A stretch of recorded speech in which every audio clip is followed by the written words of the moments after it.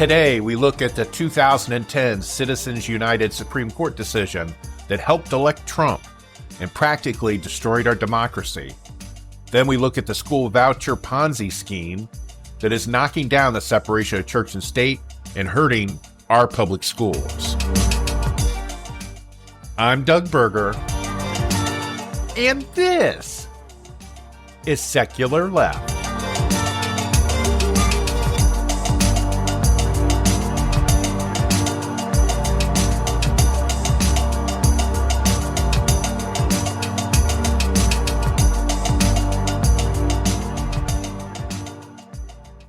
The Ohio legislature is considering a budget, the next 2-year budget currently.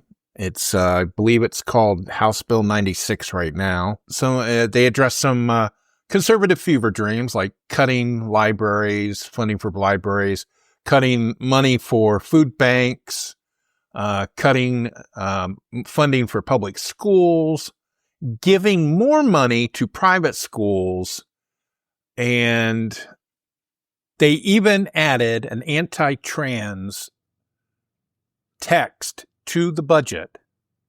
They copied and pasted President Trump's executive order claiming that that the state would only recognize two genders, male and female, and they are not changeable.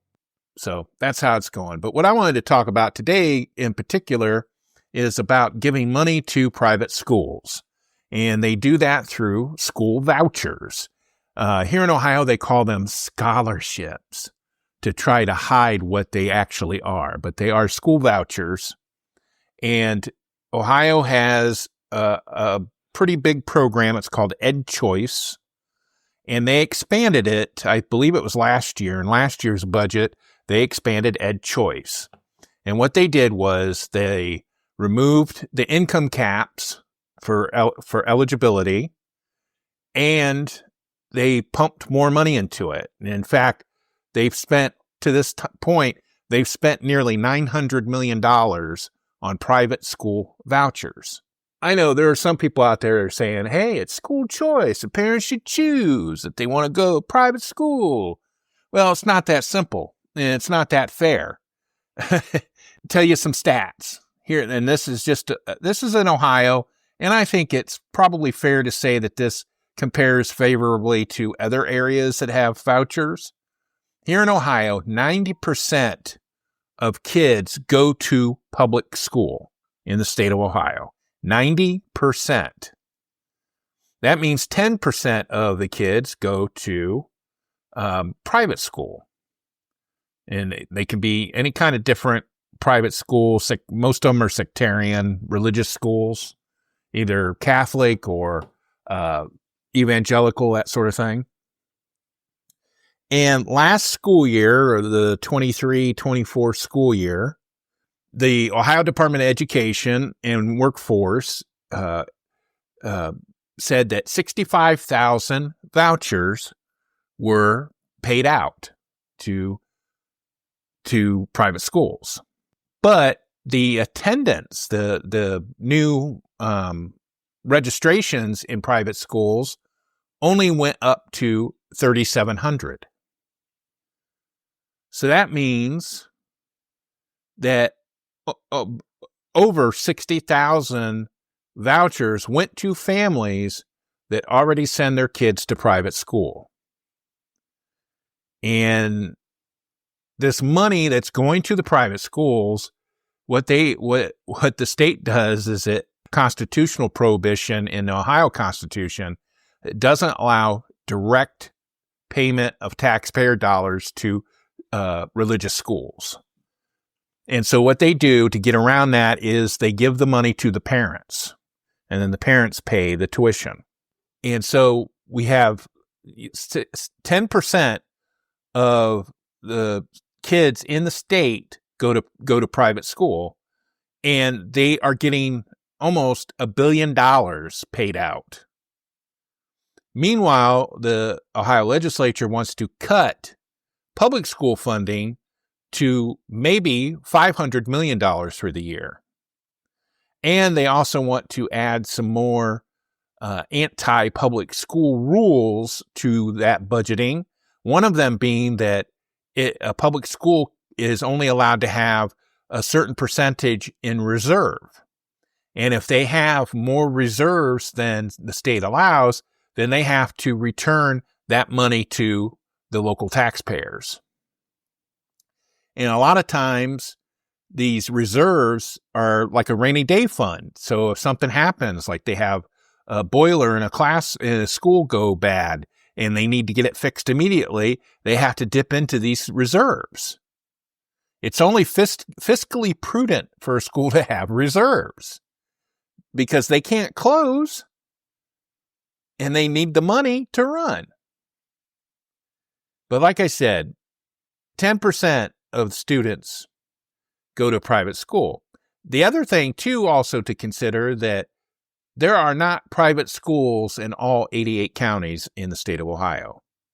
A majority of the private schools in the state are clustered around the major urban centers and suburbs of those urban centers. So most of the private schools are located in the Cleveland area, Columbus.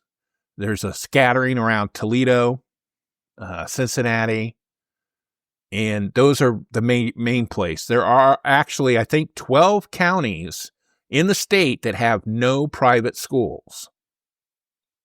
So this claim that these vouchers are going to help students get better schooling doesn't help those kids that are in the rural, isolated communities that don't have private schools. And when I say they don't have private schools, they don't have private schools at all. They don't have Catholic schools. They don't have evangelical schools. Nothing. Nothing is available. Then you have some of these private schools that are jacking up their tuition because mom and dad are already paying the tuition, but they're getting some of that money from the state. And so what some of these private schools are doing are then charging tuition more than the state subsidy so that they make more money. And it's just ridiculous. It just really is ridiculous. And then we have a couple of states like Arkansas, I think was one, Oklahoma was one, and I think in Arizona, where they've had to go back and redo their voucher program, their law for their voucher programs, because some of these people were getting these vouchers and they weren't spending them on school. They were going on vacation. They were buying a car or putting a down payment on a car or renovating their house or buying clothes. They weren't paying it to a private school. And so some of these states that thought that they were doing this big thing had to go back and change it and put some restrictions on it. The other problem with these school vouchers, especially in Ohio, and I'm sure that this is the same in other places, is the lack of accountability. Now, you have tax money that goes to a local public school. What kind of accountability do you have?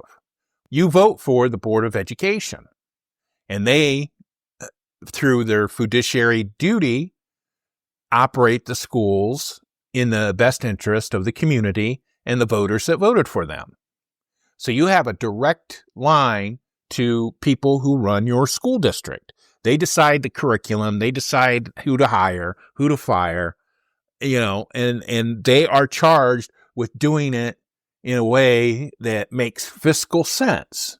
And that includes putting levies on ballots, etc. So you have, as a taxpayer, you have accountability. And then you also have the state laws that govern the operation of public schools. It's in the Ohio Constitution that the state of Ohio has to provide common schools for the children in the state. They are required to provide it. Now, it doesn't go into any detail about that, and the Republicans in the legislature have been splitting hairs constantly on this. And so what kind of accountability do you have in a private school? None. You do not have any. The parents do not have any. Private schools don't have to take all the kids that apply. They don't have to take disabled kids if they don't want to. They can discriminate for other reasons, like maybe Mohammed and his wife wants to send their kids to a Catholic private school, and they don't, and the Catholic school doesn't want a Muslim student. It could be for that. There is no board of education in many of these private schools. They have a committee. Sometimes it's made up of parents, but it's not always. And if they decide to do something, they do it. They're not accountable to any voters. They don't have to run for election.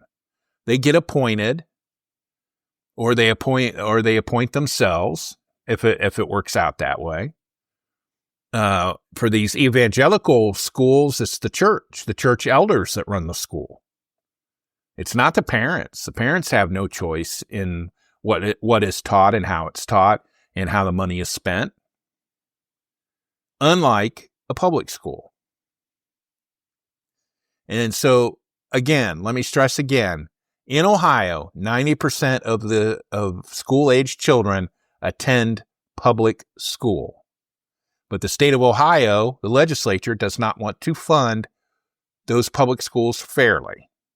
And they want to give all this money to the wealthy so that they can send their kids to these suburban private schools. And I don't understand how people can think that that's fair. I really don't. You know, you could say, well, it's the parents' rights. Well, the thing is, I can't make that same kind of choice. I don't get that same treatment for, let's say, road surfaces. You know, hey, I don't want to use that street. I should get a percentage off my taxes because I don't want to pay for that street. Or I don't like that street sign, so I'm not paying for it. I don't get to do that. A public school is a common good. You know, and people say, well, you know, I like my community. It's got good private schools. Well, your community might be good because of the public school, not because of the private school. When people go and locate in an area, not everybody goes and looks for private schools. Not everybody can afford a private school.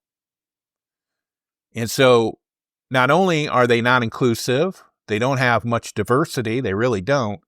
And then we were sold a bill of goods when this whole voucher scheme, Ponzi scheme started up, in that they were going to help low-income students in struggling urban schools to go to a private school. And that's not happening. 90% of the vouchers that get distributed to, again, families that are already paying for private school. They can already afford the private school. The low-income students are only less than 10% of that number. So basically what it was is this scheme, this Ponzi scheme called school vouchers, was a way of redistributing money, tax dollars, from public schools to private schools in an effort to kill the public schools, to damage them so much that it forces more kids to go to private school. But like I said, in some of these rural areas, there are no private schools. And so I think that these school vouchers are a bad deal for the state of Ohio and for any state, really. And if you are a parent and you don't want to send your kid to public school, that is your right. I don't have a problem with you making that choice. But why do I have to pay for your kid to be schooled in a private school? How is that fair? Really? For more information about any of the topics covered in this episode, check out our show notes at secularleft.us.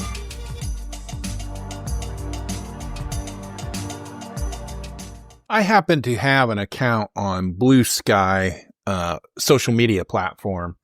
Kind of distance myself from Twitter, X, because there's just too many Nazis on X, and it raises my blood pressure. So I enjoy listening to people discuss things, and you can have a conversation, and they don't tell you to go off yourself or whatever they do on that other bird thing, X thing. Anyway, one day there was a discussion about Citizens United, the Supreme Court ruling from 2010 about campaign finance. And somebody had made the argument that, what if the U.S. Supreme Court at the time knew or could see into the future that decision would have such a detrimental effect on our election system today.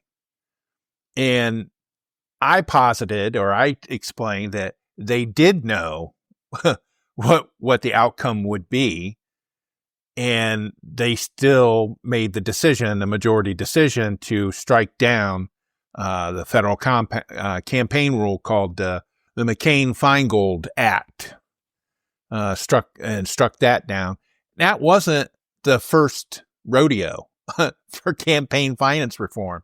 In fact, one of the first one in the Wikipedia article about some of the campaign finance stuff, Theodore Roosevelt complained about money in politics, and so the current crop, the modern era of campaign finance reform, started in the 70s with a law that was signed by President Nixon. And one of those things, it started the Federal Election Commission that would adjudicate violations of campaign finance law. And the other interesting thing, too, is these laws, when they passed them, they not only applied to corporations, they also applied to unions. And see, that's how they made it bipartisan. Because the liberals, or the Democrats in most cases, got a lot of money from unions, and the conservatives or Republicans got a lot of money from corporations. So they said, well, if you want to regulate campaign financing, then we have to do both. We have to do corporations and unions. And so that's the other interesting thing. When they struck down the Citizens United decision, struck down that law, they took it away from the unions too. But the point I'm making is, and we know this from experience, corporate expenditures for elections have drowned out the average person, the marginalized person, the grassroots person. That's why we have gerrymandered districts. That's why we have Trump in office and all that stuff, because the corporations have spent a lot of money to make sure that their agenda is addressed and everybody else's is not. A good example of that was during the healthcare reform debate during President Obama's term, and there was calls for Medicare for all. Bernie Sanders led that charge, Medicare for all. And then when we found out that wasn't going to happen, then we said at least put in a public option so that people could get health care that wasn't part of some insurance conglomerate. That was taken care of. That was shoved aside. And what had happened was that President Obama made a deal with the private insurers in this country to not fight the Affordable Care Act. And what he gave them was that they were still going to exist, and there was going to be no public option, that the Affordable Care Act would go through them. See, that's how corporate money talks. They get their agenda taken care of. Because even though everyone knew, every rational person knew the best option was Medicare for all, and not having that, then the second option, good option, was a public option, they chucked both of those because the private insurer spoke. with the money. And, I argue with some of my more leftist friends, and they're talking about both parties are like that. And I am not a member of either party. I've said that many times. And yes, both parties are infested with corporate money. But you have to think, is it because they want to be or because they think they have to be? We know why the Republicans are infested with corporate money, because that's who finances all the bad stuff, the cutting of Medicare, the dismantling of the safety net, welfare reform, all that stuff. That is all corporate stuff. That comes from the corporations. And so they've been stacking the courts, helping stack the courts. They helped write Project 2025. We know what they do. And they've been doing this for a long time, at least since the New Deal era of FDR. They've been working together, colluding together, and they've been pretty successful because they've been putting a lot of money, millions and millions and millions of dollars for a long time. So the Democrat Party is like, we've got to compete. So they go out and they try to get their corporate donors, some corporate donors. And some corporations are pragmatic. For example, I remember seeing a story where they were talking about, I think it was 2016 election. Microsoft had donated X amount of dollars to the Republican candidate and X amount of dollars to the Democratic candidate. They're hedging their bets. Same thing with the most recent one is that a lot of the tech bros donated to Trump, and they also donated to Kamala Harris. We know one tech bro spent $250 million in one way or another to elect Trump. So we know the result of not having any campaign finance regulation at all, or barely any. And so Citizens United was decided in 2010. The Supreme Court said that spending money on campaigns was a First Amendment right, and that corporations had a First Amendment right to do that. So basically saying that they were people, that the Bill of Rights applied to them. That kind of blew everything up. That really did. The country has not been the same since that decision. And I agree that we have to be vigilant and not over-regulate. I'm not one of those that say over-regulate, but the whole purpose of regulation is to correct behavior or to rectify a bad behavior that had hurt some people. And that's the way I see campaign finance law, is that it was put in place because some bad actors had taken advantage of what was available at the time. And it's not good for democracy. It's not good for democracy that somebody with, $5 million purse gets more contact with the government and gets paid attention to than somebody over here with only a $20 bill. You can't tell me that they're being treated equally. They are not being treated equally. The scale of justice is, biased towards the guy with a lot of money or the corporation with a lot of money. And so Citizens United was just a bad deal.